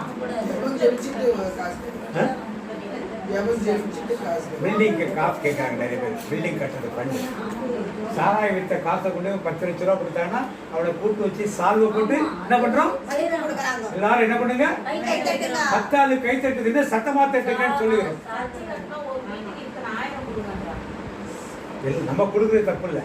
யார் கொடுக்கிறாள், எங்கேருந்து அந்த பணத்தை எடுத்துட்டு வராங்க முக்கியம். எங்கேருந்து அந்த பணத்தை எடுத்துட்டு வர, எங்கேருந்து சம்பாதிச்சுட்டு வர? அவன் ஊழல சம்பாதிக்கிறானா, ஏமாத்தி சம்பாதிக்கிறானா, திருடி சம்பாதிக்கிறானா, எப்படி சம்பாதிக்கிறானா? இவ்வளவு பணம் கொடுக்குறாங்கன்னா பாதி பேர் எப்படி இருப்பாங்க? தவறான வழியில் சம்பாதிச்ச பணத்தை கொண்டு வந்து கொடுப்பாங்க. கொடுத்தனா எல்லாரையும் கை தட்டு சொல்லுவாங்க. கஷ்டப்படுறவங்க 1000 ரூபாய் கொடுப்பாங்க. அவங்களை யாரும் சீண்டவே. அதுதான் 1000 ரூபாய்க்கு அந்த கோயில் 10 லட்ச ரூபாய்க்கு அந்த கோயிலையோ அந்த சபையோ கட்டினா அங்க என்ன இருக்கும்? அந்த சபையில அவன் செய்த குற்றத்தின் காரியங்கள் எங்க இருக்கும்? இப்ப எலிசாவிடத்திலே அதனால்தான் காணிக்கை யார் வாங்கல? சாரி, நாகமானத்துல எதனால்தான் காணிக்கை வாங்கல? ஏன்? அவர் சுகமானத்துக்காகத்தான் ஈடா கொண்டு கொடுத்தார் இல்லையா? ஆண்டோடைய ஊழியருக்கு கொடுக்கணுங்கிற எண்ணத்துல வேணாமல எலிசா காணிக்கை வாங்குறாளா வாங்குறாளா? சூனியமையார் வீட்டுக்கு போனார் இல்லையா? சூனியமையார் வீட்டுக்கு போனார் இல்லையா? சாப்பிட்டாரா இல்லையா? தண்ணி குடிச்சாரா? குடிச்சாரு. அங்க பெட்டு போட்டு வச்சாங்க, படுத்தாரா? மேச வச்சுதாங்க உட்கார்ந்துட்டாரா? நாற்காலி உட்கார்ந்து பயன்படுத்தினாரா? குத்து விளக்கு வச்சுதாங்க எடுத்து பயன்படுத்தினாரா? அங்க ராத்திரி தங்கி ரெஸ்ட் எடுத்தாரா? உபசரிப்பெல்லாம் ஏத்துக்கிட்டாரா? அதுக்கு ஏதாவது காத்து கொடுத்தாரா? அவரு இலவசமா தானே சூனியமையார் போய் பண்ணா. அப்ப எலிசா காணிக்க வாங்குறாளா? வாங்குறாள் தானே? அப்படியே எலிசாட்டி மட்டும் வாங்கல, நாக மாட்டேன்.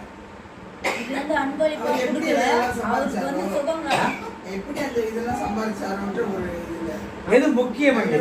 நீங்க உங்களுக்கு நடக்க தொழிலாக ஆண்டவர் உணர்த்தது அவனிடத்து மனம் திரும்புதல் முக்கியமா? அவனுக்கு ஒரு சுகம் கிடைச்சிருக்கு. இஸ்ரவேல் தேவன் தேவன் சொன்னான். மனமாற்றம் ஏற்பட்டுச்சா? ஏற்படலையா? அவன் சொல்லலாம். இன்னும் அவன் வந்து மனமாற்றத்தை சொல்லி இருந்தால் கலிசாயா வாங்கியிருப்பார். அவன் மனமாற்றத்தை சொல்லவே இல்லை.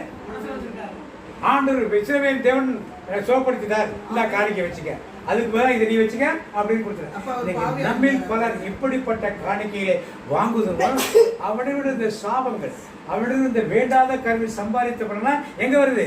நாம வாங்கியிருந்தா யார் மேல வரும்? இன்னைக்கு சர்ச்சுகள் பல பில்டிங்கள், பல பள்ளிக்கூடங்கள் இப்படிப்பட்ட காணிக்கைகளால் கட்டப்பட்டிருக்கின்றன. இது சந்தேகமே கிடையாது. எல்லா திருச்சபையிலும் இது நடக்கிற காரியம். ஏதோ ஆர்சிட்ட மட்டும் சிஎஸ்சியில் மட்டும் அப்படின்னு தான் பிரித்து சொல்லுங்க. எல்லா இடங்களிலும் நடக்கின்ற யார் அதிகமாக கொடுக்குறாரோ அவரை மேன்மைப்படுத்துறது எல்லா திருச்சபையிலும் உள்ள ஒரு காரியம். அதனால்தான் அவர்கள் செய்த பாவங்கள் குற்றங்கள் எல்லாம் அந்த சபைகளில் வந்து நிற்பதை நாம் பார்க்கிறோம். பின்னாலே இப்ப எலிசா இதை வாங்கல, எலிசா வாங்க. அப்புறமா என்ன சொன்னா வாத்தீங்க? அப்பொழுது நாகமான், ஆனாலும் 2 கோவேறு கழுதைகள் சுமக்கத்தக்க 2 பொதி மண் உமது அடியனுக்கு கட்டளையிட வேண்டும். உமது அடியேன் இனி கர்த்தருக்கே அல்லாமல் அந்நிய தேவர்களுக்கு சர்வாங்க தகனத்தையும் பலியையும் செலுத்துவது இல்லை. இப்ப என்னாச்சு? நாகமாண்ட காணிக்கை வாங்கியிருந்தா நடந்திருக்குமா? இது காணிக்கை வாங்கியிருந்தா நடந்திருக்குமா? இப்ப காணிக்கை வாங்கலாம் என்ன சொல்லலாம்? இங்க இருந்து 2 கழுதை பொதி சுமக்கிற மண்ணை நான் எடுத்துக்கணும், அங்க போய் பீடம் கட்டும். அந்த மண்ணை வச்சு நான் கட்ட மாட்டேன். இந்த மண்ணை வச்சு, ஏன்னா இது புனிதமான மண், இதை கட்டிட்டு நான் கர்த்தரை அல்லாமல் வேற தெய்வங்களை என்ன பண்ண மாட்டேன். இப்பதான் அவரிடத்தில் என்ன ஏற்படுது? அன்பளிப்பை வாங்கியிருந்தா நடந்திருக்குமா? இன்றைக்கு நம்முடைய சபைகளில் திருச்சபைகளிலே மன மாற்றம் என்பது முக்கியம். அவன் மனம் திரும்புதல் என்பது மிக மிக முக்கியம். ஆடம்பரங்கள், ஆட்டங்கள், பாட்டங்கள் எல்லாம் எதனாலும் நீ செஞ்சுக்க. ஆனா மனமாற்றம் இல்லாமல் செய்கிற எந்த காரியத்தையும் தேவன் அனுமதிப்பது, தேவன் ஏற்றுக்கொள்வது. அப்படி எந்த ஊழியக்காரனை செய்தாலும் அந்த சாபங்களோ அதனால் வந்த பிரச்சனைகளோ அந்த இடத்தில் கண்டிப்பாக இருக்கும். என்றைக்கும் அது நிலைத்து இருப்பதை நாம் பார்க்க முடியும். பிரைத்தலா இப்ப அவனிடத்துல மனமாற்றம் ஏற்பட்டுச்சா? மனமாற்றம். இதுக்கப்புறம் கொடுப்பேன்னு சொல்லல, இதுக்கப்புறம் சொல்லல. அப்புறம் வாதிக்கு திருப்பி அடுத்தது, ஒரு காரியத்தையே கர்த்தர் உமது அடியனுக்கு மன்னிப்பாராக. திருப்பி வரணும்னு சந்தேகம் கேட்கிற அவர்கிட்ட, என் ஆண்டவன் பணிந்து கொள்ள. என் ஆண்டவன் யாரு? அவருடைய ராஜா பணிந்து கொள்ள ரிம்மோன் கோவிலுக்குள் பிரவேசிக்கும் பொழுது நான் அவருக்கு கைலாகு கொடுத்து, நான் அருணவரா ராஜா போய் கோயில ரிம்மோன் கோயில ரிம்மோன் விழுந்து சாத்தாரமா விழுந்து வணங்குவார். இவர் யாரு கை கொடுக்கறது? யார் கொடுக்கணும்? நாகமான் தான் கை கொடுக்கும். கை கொடுக்க இவர் என்ன நிக்க முடியுமா? இவரு பணிய வேண்டியதாகும். இவர் என்ன பண்ணணும்? செய்யலாமா? செய்யக்கூடாது. செய்யலாமா கூடாதா? அவர் இறைவாக்கினர், இவர் சாதா படைத்தலைவர் தானே. இவர் நான் கேட்கறது, இவர் மனமாற்றம் வந்துருச்சு. கர்த்தரை இல்லாமல் வேற தெய்வத்தை நான் ஆராதிக்க மாட்டேன்னு சொல்லிட்டார். மண்ணு கொடுக்க போய் ஆண்டவர் கொண்டு ஒரு பீடத்தை கட்டுறேன்னு சொல்லிட்டார். இப்ப இருந்தாரு ஆண்டவர் என்னை மன்னிக்கணும். எங்க மன்னிக்கணும்? இது மாதிரி என் வேலை, இந்த வேலை, என் வேலை என்ன? ராஜா கூட கோயிலுக்கு போகணும். அவர் பணிந்தவனுக்கு அவர் கீழே விழுந்தாவார நான் என்ன பண்ணும்? பிடிக்கிறப்ப நானும் முட்டி போட்டு என்ன பண்ணும்? வணங்குறதுனாலே வாசிங்க. ரிம்மோன் கோவிலுக்குள் பிரவேசிக்கும் போது நான் அவருக்கு கைலாகு கொடுத்து ரிம்மோன் கோவிலே பணிய வேண்டியது ஆகும். இப்படி ரிம்மோன் கோவிலில் நான் பணிய வேண்டிய இந்த காரியத்தை கர்த்தர் உமது அடியனுக்கு மன்னிப்பாராக என்றான். என்ன சொல்றீங்க இப்ப? சரியா தப்பா? சரியா தப்பா? சரி சரி பிரதர், நாங்க சொன்னது தப்பு. நீங்க சொன்னது எது சரி? நிறைய பேர் சொல்லுவாங்க என்னது, உன் மனம் என்ன இருக்கு அதுதான் முக்கியத்தை. மனமாற்றம் இல்லாமல் நீங்க எந்த நம்ம கோயில் வந்து ஏசாரை கும்பிட்டு திருப்பி போய் திருட்டு தொழிலோ விபச்சார தொழில் பண்ணிட்டு உட்கார்ந்துருந்தா இந்த லாபம் இருக்கு ஒண்ணும் கிடையாது. களவு, கொலை, கற்பழிப்பு போய் நம்ம கோயில் ஏசாரை கும்பிட்டு திருவிழா பங்கு போயிட்டு திரும்பி போய் செஞ்ச லாபம் இருக்கா? எது தேவை நமக்குள்ள? அந்த மனமாற்றம் யாருக்குள்ள இருந்தது? அப்ப அவன் எம்ருவன் தேவையை வணங்கணும்னு நினைக்கல, யாருக்கு உதவி செய்ய பாக்குறான்? அதை விட்டு அவனுக்கு வேலை போயிடும். விட்டு அவனுக்கு என்ன ஆயிடும்?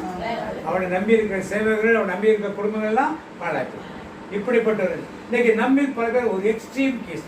அந்நிய தேவதைகளின் வார்த்தைகள் உச்சரிப்பு என்னக்கூடாது? அந்நிய தேவதைகளின் வார்த்தைகள் வாயில் என்னக்கூடாது சொல்றவங்க நிறைய பேர் இருக்காங்க. இந்த எம்ருவன் தேவதை எங்க எழுதியிருக்கிறது? எங்க இருக்கு? இதை படிக்கிறோமா? ரிமோன் படிக்கிறோமா? நான் சொல்றது புரியல உங்களுக்கு? புரியுதா? அந்நிய தேவதைகளின் பெயர்களை நீங்க உச்சரிக்க கூடாது அப்படின்னு பைபிள்ல போட்டிருக்குன்னு சில பேர் சொல்லுவாங்க. இப்ப இது என்ன தேவதை? இது பேர் பைபிள்ல தான் போட்டிருக்கு. பாருங்க, நல்ல பேர் பாருங்க. ரிமோன்.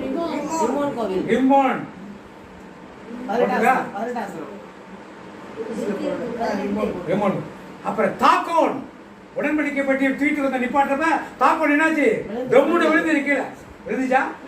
தாக்கொண்டு சொல்றீங்களா சொல்லலையா? சொல்றீங்களா சொல்லலையா? அது அந்நிய தேவை தானே. பேரை உச்சரிக்கீங்களா இல்லையா? ஏன் உச்சரிக்கிறீங்க? அவர் பேரை உச்சரிக்கணும். அந்நிய தேவதையின் பெயர்களை நீங்க உச்சரிக்காத அந்நிய தேவதையே நம்ம அது கருதலையே.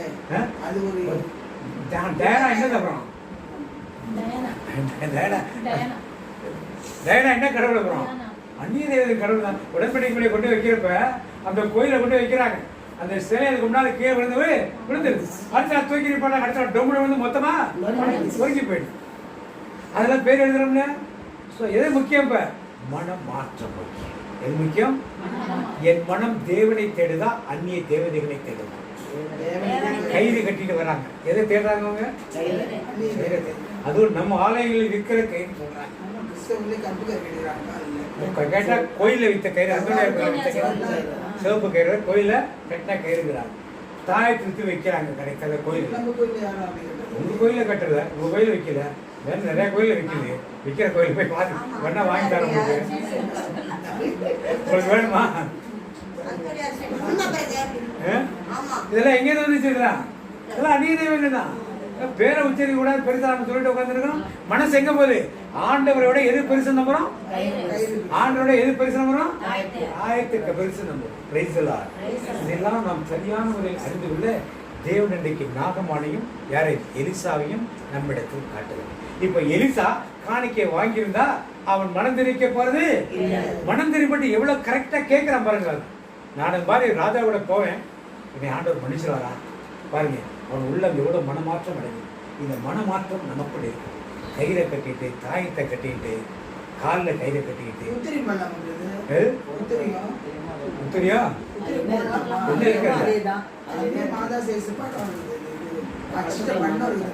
நீ அது வந்து உங்க விசுவாசம், உங்க விசுவாசம். அதாவது தேவனுடைய நாமத்தை நம்பி இருக்கிற நமக்கு அவருடைய நாமம் போதும், வேற எதுவும் தேவையில்லை. நாமம் போதும். அவருடைய நற்கருணையை பார்க்கிறோம், நற்கருணையை பார்க்கிறோம், அது போதும். பிரைஸ் எல்லாம். மற்றதெல்லாம் வந்து இப்போ நிறைய பேர் வேளாண்மை கூட முட்டி போட்டு நடந்து போவாங்க. பார்த்துருக்கீங்களா?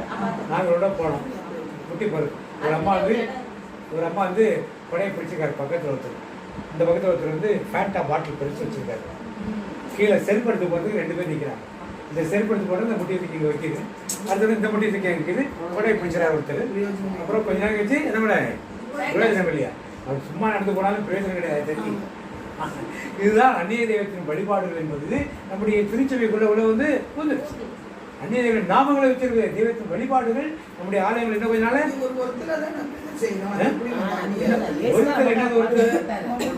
ஆண்டவர் தெளிவானவர்கள் தீ கடக்கப்படுகிறவன் எல்லாம் உங்களுக்கு யாரும் இருக்க கூடாது. நாளைக்கு அருகில் செல்வாங்க தீ கடக்கப்படும் சொல்லி அதையும் நம்முடைய ஆலயங்கள் வைப்பாங்க.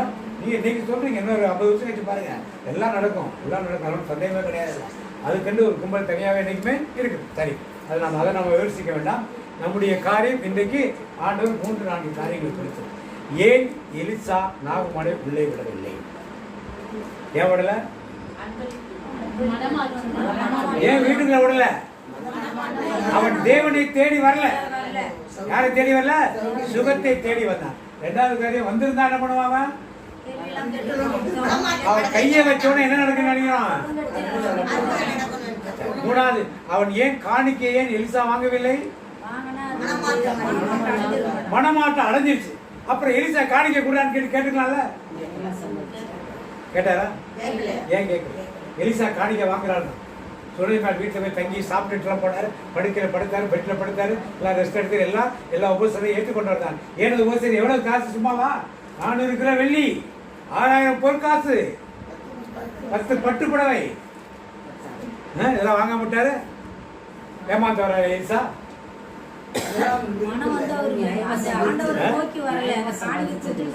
நியாயமா சம்பாதித்த காரியங்கள் இது கிடையாது. அடுத்த மனமாற்றம் அடைந்தவர் ஒரே கொடுத்திருந்தா எலிசா என்ன செய்திருப்பார் நமக்கு தெரியாது. பிரைஸ்தலாம். இது முடிஞ்சிச்சு. முடிஞ்ச பிறகு அவன் போன பிறகு கூட இருக்கான வேலைக்காரன் அவன் என்ன பண்ணான்? அவன் பின்னாடியே போனான். என்னதான் வாங்கிட்டு வந்தான்? காணிக்கை கொடுங்க. 2 தாளந்து வெளியூருக்கு கழுதையை வச்சு சேனம் கட்டி 2 மாத்து வச்சத்தை வாங்கிட்டு அங்கேருந்து வந்தான். வந்து எலிசா கேட்குறேன், எங்கே நீ போனான்னு கேட்குறேன்.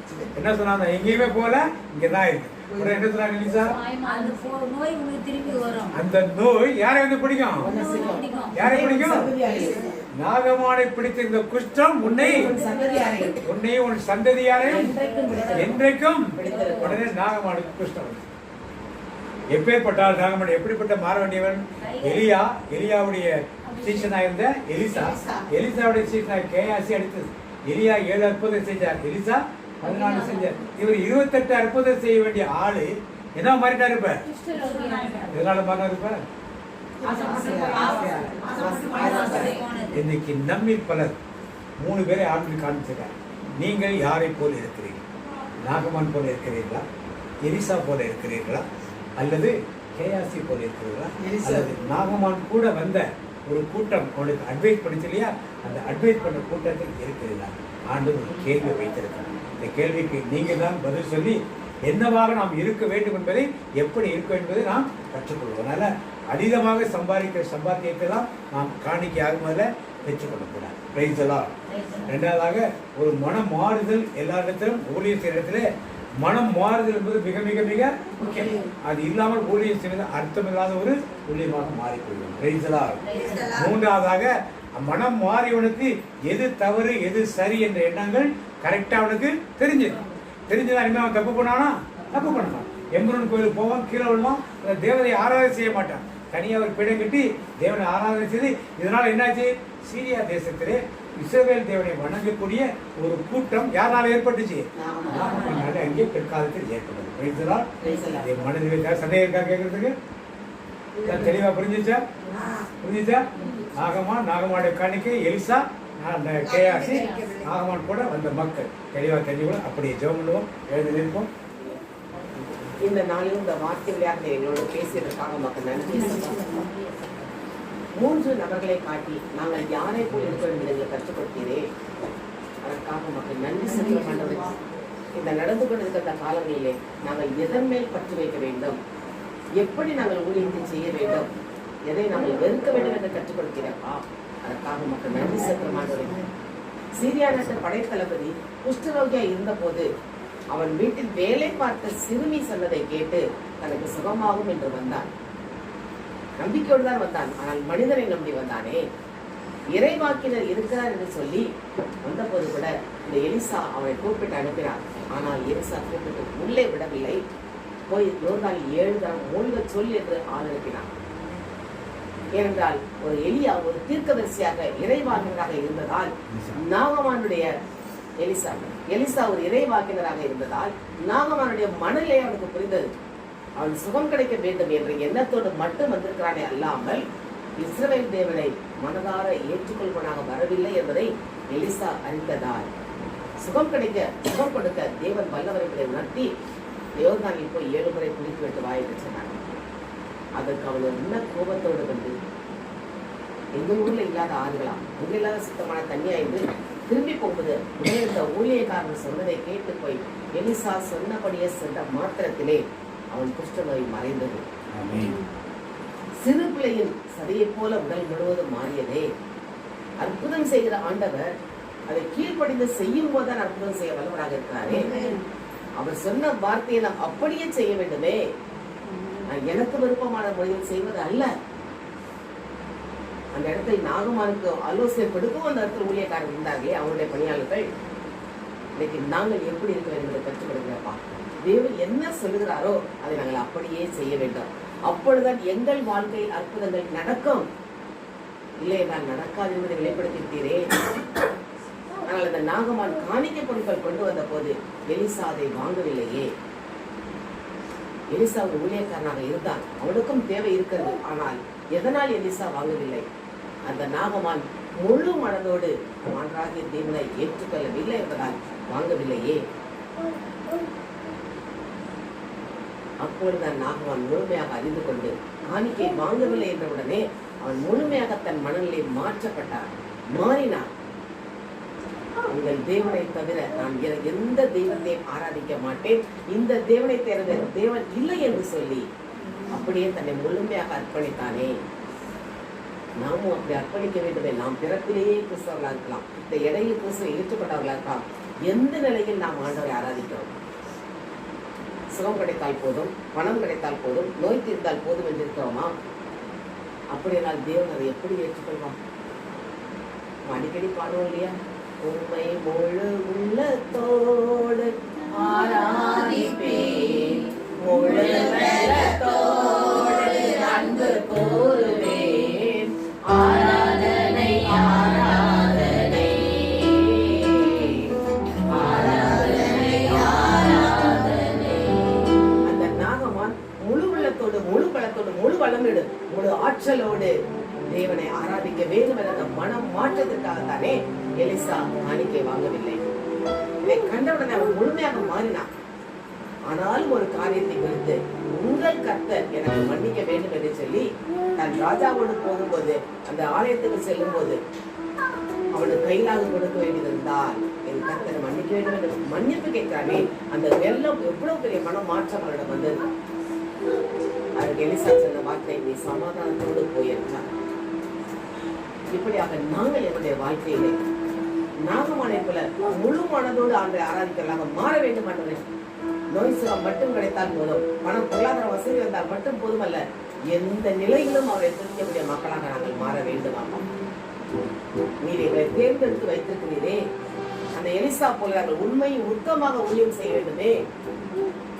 காசுக்காக பணத்துக்காக அல்ல, மக்களுடைய வேதனையை கண்ணோக்கி பார்த்து, எவ்வளவு பேர் எத்தனையோ வேதனை இருக்கிறார்களே, யாரையும் நான் அனுப்பேன்னு நினைச்சப்ப இதோ அடியேன்னு சொன்னாரே, நாமும் அப்படி செல்ல வேண்டுமே. சாமுவேல் சொன்னாரே, அன்று கர்த்தாவே பேசும் அடியேன் கேட்கிறேன். இன்னைக்கு நாங்களும் அப்படிப்பட்ட பணியை செய்ய எங்களை தேர்ந்தெடுத்துப்பா. அந்த எலிசா போல நாங்கள் உண்மை யுத்தமாக மட்டும் பணி செய்ய வேண்டுமே. அதற்காகத்தானே எங்களை அழைத்திருக்கிறேன். எலியா 7 அற்புதங்கள் செய்தார், ஆனால் எலிசா 14 அற்புதங்கள் செய்தாரே. அப்படிப்பட்ட வல்லமை அவருக்குள் இருந்ததே. இன்னைக்கு நாங்கள் எங்களுடைய ஊழியத்திலே பொருளின் பின்னாலும், பணத்தின் பின்னாலும், உலகத்தின் பின்னால் செல்லக்கூடாது. நாங்கள் எப்பொழுதும் இயேசுவின் பின்னால் செல்ல வேண்டுமே. இயேசுவின் பின்னால் செல்ல வேண்டும். அப்பொழுது அவர் எங்களை எல்லாத்தையுமே சந்திப்பாரே. மாலை அடிக்கடி பாடுங்க, என் தேவை என்னவென்று படைத்தவர் அவர் அறிவார், என்னை நான் கொடுத்து விட்டேன் அவரே பார்த்து கொள்வார். எலிசா அப்படிதான் தன் தேவையெல்லாம் பூர்த்தி செய்யறாங்க வச்சிருந்தாரு. அவரு வீட்டுல எல்லாத்தையும் அந்த வீட்டார் பார்த்து கொண்டார்களே. இன்னைக்கு நாம அப்படி இருக்க வேண்டும். ஆண்டவரையே நம்பி இருக்கும் போது நம்மளுடைய தேவை எல்லாம் அவர் சந்திப்பார். அந்த மனப்பக்குவத்துக்கு நாம் ஊழியம் செய்ய வேண்டுமே. வேதனையோடு இருக்கிற மக்களுக்கு விடுதலை கொடுக்க வேண்டும், நோயோடு இருக்கிற மக்களுக்கு சுகம் கொடுக்க வேண்டும். அதான் இயேசு விண்ணகம் செல்லும் முன்பாக சொன்னது, நீங்கள் நாடகம் சேர்ந்து நற்செய்தி அறிவியுங்கள், பிணியாளர்களை சுத்தமாக்குங்கள், பிசாசுகளை துரத்துங்கள் என்று சொன்னார்களே. அந்த பணியை செய்ய நாங்கள் ஒப்பு கொடுப்போமா? ஒப்பு கொடுப்போம். அப்படி ஒப்பு கொடுப்போமா? அவர் நம்ம பேருக்கு அழைத்திருக்கிறாரே. வந்த வார்த்தை கேட்டோம்ல, இந்த பணியை செய்ய வேண்டுமே. அது சீக்கிரத்தை வரப்போது இயேசு ராஜாவின் வருகைக்கு நம் மக்களை நாம் ஆயத்தப்படுத்த வேண்டுமே. நாமும் தயாராக இருக்க வேண்டும். காசுக்காக அல்ல, பணத்துக்காக அல்ல, ஆத்துமாதாய வேண்டுமே. அந்த ஆத்தும பாரத்தோடு தாகமாய் இருக்கிறேன் என்று சிலுவையிலே சொன்னாரே. இன்னைக்கு நம்மை பார்த்து சொல்கிறாரே, அந்த ஆத்தும தாகத்தோடு பணி செய்ய. இந்த எலிசாவுக்கு தாகமாய் இருந்ததால் தான் மன்னர் உடையை கிழித்துக் கொண்டார் என்று சொன்ன உடனே அவனை ஏன் நீங்க பிரிச்சுக்கிறீங்க? அந்த நாகமான 2 மனத்துகள் அந்த ஆத்தும தாகம் எலிசாவுக்கு இருந்ததே, நமக்கும் இருக்க வேண்டுமே. ஒருத்தர் கஷ்டப்படுறத பார்த்து நம்ம சும்மா இருக்கக்கூடாதே. அந்த பணி செய்ய அந்த ஆண்டு வல்லமை கேட்போமா? வல்லமை தாரும் தேவா, வல்லமை தேவை தேவா, என்றே தேவை தேவா, எப்போதாலும் தேவா, என்றே தேவை தேவா, எப்போதாலும் தேவா. நமக்குள் இருந்தால் நிச்சயமாக அந்த தாகம் எங்களுக்கு வருமே. எலிசாவுக்கு அந்த வல்லமை இருந்தால் தான் அந்த குஷ்டரோகி வந்திருக்கா என்று கேள்விப்பட்டவுடனே அவனை அழைத்து வர சொல்லி கூப்பிட்டு சுகத்தை கொடுத்தானே, அவனுடைய மனமாற்றத்தை ஏற்றுக்கொண்டானே. நாம் அப்படி பணி செய்ய நம்ம அர்ப்பணிப்போம். அவர் அர்ப்பணிப்போம். நேற்று அல்ல, இன்று அல்ல, தாயின் கருவில் உருவாகும் முன்னாடி நம்ம யாரும் தெரிந்து கொண்டாரே. அவர் பணியை செய்ய அர்ப்பணிப்போமா? அப்பா என்னை முழுவதும் அர்ப்பணித்தேன் ஐயா, உயிரோடு இருக்கும் நாளெல்லாம் உமக்கு சொந்தம் ஐயா. அப்பா என்னை முழுவதும் அர்ப்பணித்தேன் ஐயா, உயிரோடு இருக்கும் நாளெல்லாம் உமக்கு சொந்தம் ஐயா. இன்று மட்டுமல்ல, இனி நான் ஆயுள் முழுவதும் கர்த்தர் காக்குமாதாயம் செய்யணுமே. ஆயுள் முழுவதும் என் கர்த்தருக்கு ஆத்தும ஆதாயம் செய்வேன். ஆயுள் முழுவதும் என் கர்த்தருக்கு ஆத்தும ஆதாயம் செய்வேன். ஆயுள் முழுவதும் பணி செய்ய நம்ம ஒப்புக்கொடுப்போம். எலிசா செய்தாரையா? இறுதி வரை செய்தார். ஆனால் எலிசாவுடைய வேலைக்காரர் பணத்தின் பின்னால் போனானே, அங்க போய் அந்த நாகமண்ட பொய் சொல்றான். நாகமண்ட எலிசாவோட புத்தர் 2 பேர் கேட்டாங்க, எஜமான் வாங்கிட்டு சிலர் பொய் சொன்னதால். திரும்பவும் அந்த எலிசா கேட்ட போது கூட பொய் சொன்னதால் எலிசா வழியாக என்ன சாபம் வந்தது? அவனை பிடித்திருந்த குஷ்ட நோய் உனக்கும் உன் சந்ததியாருக்கும் என்றைக்கும் பிடித்திருக்கு சொன்னாரே. உடனே அவன் குஷ்ட நோயா மாறினான். இந்த மாதிரி பழக்கம் நமக்கு வேண்டாமே. யாரிடமும் பொய் சொல்லியோ எதை சொல்லியோ பணத்தையோ பொருட்களையோ வாங்கக்கூடாதே. தேவன் பார்த்துக் கொள்வாரே. ஊழியக்காரன் தேவையை அவர் சந்திக்கிறவர், ஊழியக்காரன் சுகத்தை அவர் கொடுக்கிறவர். அவரால் எல்லாம் கொடுமே. அழைத்தவர் கைவிடுவாரோ, மறந்து விடுவாரோ? இல்லையே. யோபு சொல்றார் இல்லையா, காலைதோறும் என்னை விசாரிக்கிறார், நிமிடந்தோறும் என்னை கண்ணோக்கி பார்க்கிறார். அப்படிப்பட்ட தகப்பன் நமக்கு இருக்கும்போது இந்த கேயாசி போல் நம்ம வாழ்க்கையை மாறக்கூடாதே. இயேசுக்காக மாற வேண்டுமே. இயேசுவோடு நாம் இருக்க வேண்டுமே.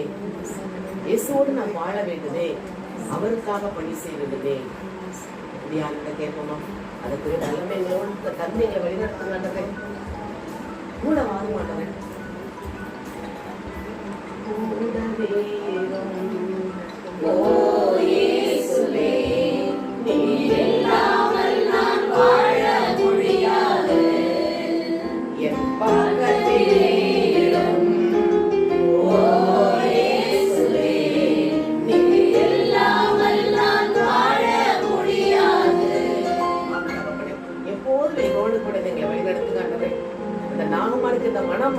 வைராகியம் இருக்க வேண்டும் அப்பா. எலிசாவை போல உண்மை உத்தமாக நாங்கள் ஊழியர் செய்ய வேண்டும் ஆண்டவரே. எந்த நேரத்திலும் எந்த நேரத்திலும் எந்த நாட்களிலும் நாங்கள் கேயாசியை போல மாறக்கூடாதப்பா. இந்த நாள் இந்த வார்த்தை வழியாக எங்களை திடப்படுத்தினே, அதற்காக நமக்கு நன்றி செலுத்துவோம். நன்றியோடு வேண்டிக்கிறோம். இயேசுவின் நாமத்தில் இருக்கிறோம் நல்ல பிதாவே. ராத்திரி வேலைக்காக நன்றி. அவருடைய ஒவ்வொரு இளைஞரும் ஜாக்கிர தேவனாக இருக்கிறீரப்பா. உங்க கொடா கோடி நன்றி அப்பா. கேட்ட வார்த்தைகள் ஒவ்வொரு வார்த்தைகளும் ஒவ்வொரு உள்ளத்தை தொட்டதற்காக நன்றி அப்பா. கோடி நன்றி தகப்பனே. சிறு கூட்டத்தை நீர் ஆயத்தப்படுத்தி கொடுத்த உங்களுடைய கிருபைக்காக, உங்களுடைய வல்லமைக்காக, உங்களுடைய மகிமைக்காக நன்றி செலுத்துகிறோம் அப்பா. கடந்து வந்த ஒவ்வொரு நேரங்களும் நீ கண்மணி போல் பாதுகாத்தீரே. அதற்காக கோடி ஸ்தோத்திரம், கோடி நன்றியை எடுக்கிறேனப்பா. இடத்தை முழுவதும் ஒப்பு கொடுக்கிற வந்தவர் ஒவ்வொருவரையும் உடைய கரத்தை ஒப்பு கொடுக்கிறேன் ராஜா. நன்றியோடு நன்றியோடு நன்றியோடு துதிக்கிறேன். அந்த சகோதரி சகோதரனை கூட ஒப்பு கொடுத்து செபிக்கிறேன் அப்பா. தகப்பன் பலவீனமா இருக்கிறவர்களுக்கு என் தேவன் கொடுத்து பலப்படுத்தி நம்முடைய கிருபைக்காக கோடி கோடியாக நன்றி செலுத்துகிறேன் அப்பா. ஆண்டவரை நன்றியோடு நன்றியோடு தாழ்த்துகிறேன். உங்களை தரப்பட்டு தாழ்த்தி உடைய பாதப்படியில ஒப்பு கொடுத்து செலுத்துகிறேன். ஜெபகிறேன் நல்ல என் நாமத்துக்கு பயந்திருக்கிற உங்கள் மேல் நீதியின் சூரியன் உதிக்கும், அதை செடிகளில் ஆரோக்கியம் இருக்கும். நீங்கள் வெளியே புறப்பட்டு போய் பொய்த்த பழுகளை போல் நடந்தீர்கள். மாதத்துக்குரிய வாக்குத்தத்தம் ஏசாயா 54:13 என்னோட தேர்வு சொல்லுங்கள். உன் பிள்ளைகள் எல்லாரும் கர்த்தரால் போதிக்கப்பட்டிருப்பார்கள். உன் பிள்ளைகளுடைய சமாதானம் பெரிதாக இருக்கும். தனிப்பட்ட வாக்குத்தத்தம் இந்த கார்டு வாங்கியிருக்கீங்க. 1ஆம் தேதி மன வாரத்தில் சொல்லுங்க எல்லாரும்.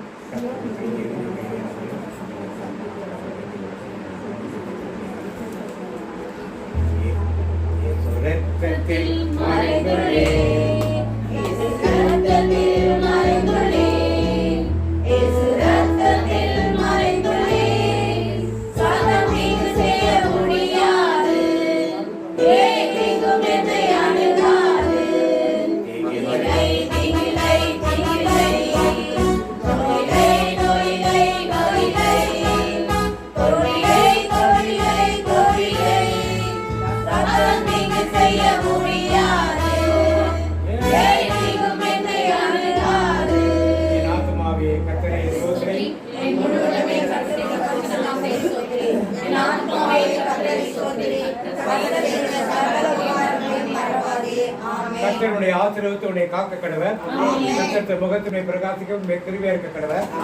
கர்த்தர் முகத்தினை பிரசன்னமாக்கி உன்னை சமாதானம் கட்டளையிடுவர். தந்தை மகன் தூய ஆவியின் பேராலே எல்லாருக்கும் பிரைஸ் தரலாம். Praise the Lord, brother.